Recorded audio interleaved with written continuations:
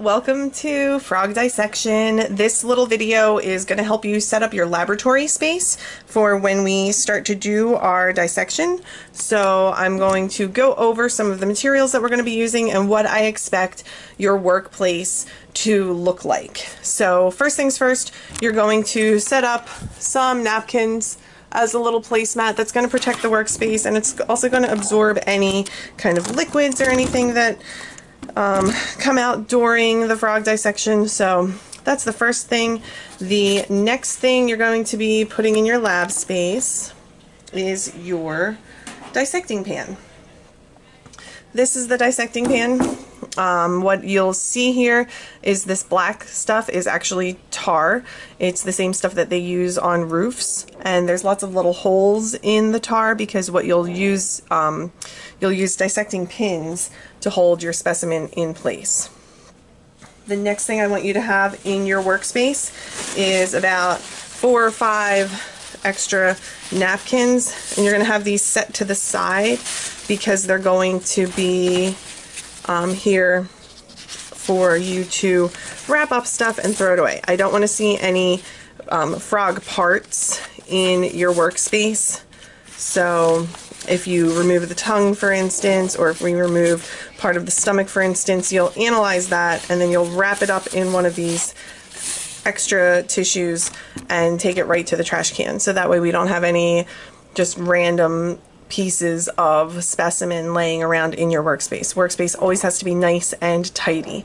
The napkins are also here for you to blot your specimen. If there's a really juicy part, you want to soak up any of the fluid so that way it's easier for you to examine your specimen.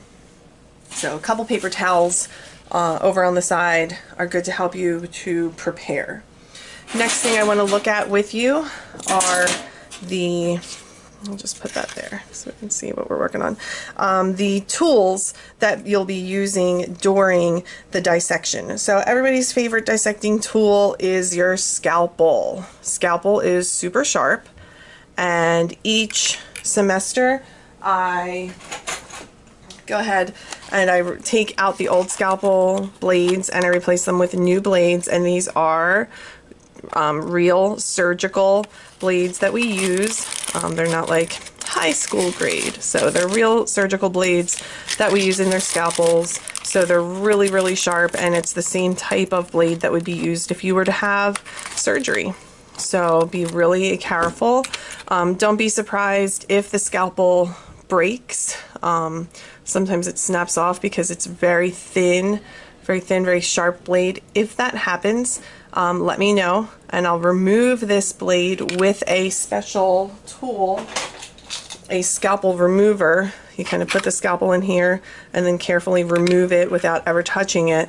So I'll remove the blade for you. Don't do it yourself, and I'll replace it with a new one. So your scalpel is the first tool that you'll be getting and putting in your workspace. You don't want to leave your tools laying in the pan. You just want to have them in your workspace close by so you can utilize them.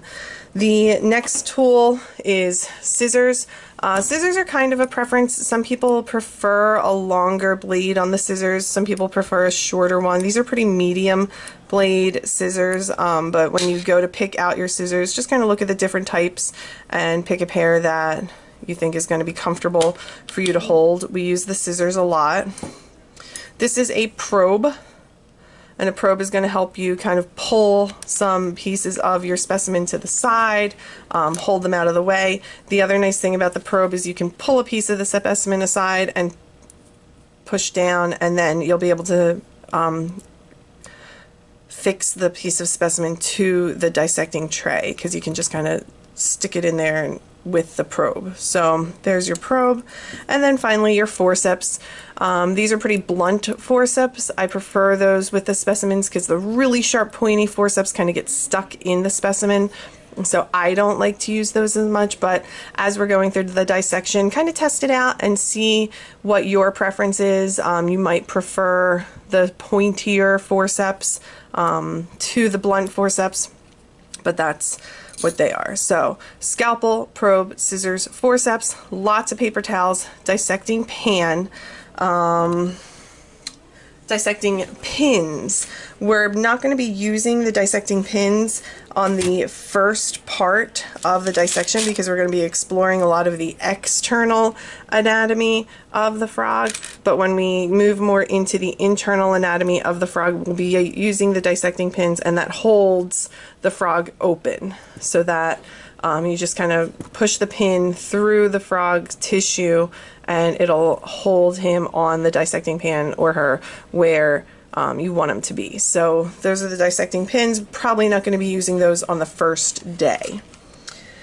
The next thing that you'll need to get your laboratory space ready for frog dissection is your dissecting packet, your dissecting guide. It is laminated. I'm just going to move that out of the way so we can take a look at this. This is laminated, so that way if you get frog juice on it, you'll be able to wipe it off. Again, why we have all those extra paper towels.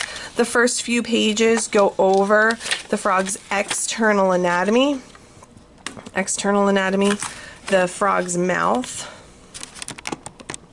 The external anatomy and the mouth are the two things that I'd like to work on first. As we move into the frog's insides, we'll be looking at the digestive system, the respiratory system, identifying all the major organs of the frog, the urogenital system and the circulatory system, seeing if it's a male or a female. There's a couple different ways that we can identify the sex of the frog. And then the last part will be looking at the brain of the frog. So we'll get through all of the elements of the frog's anatomy, and then your frog dissection worksheet I will be having you work on as we go along, and it's very much aligned to understanding the frog's structure and function. So we'll be moving back and forth from the lab area, so that way you're not working on your Chromebooks in the lab area and getting frog on your stuff. So we're gonna have a good time. Dissecting the frog is fun.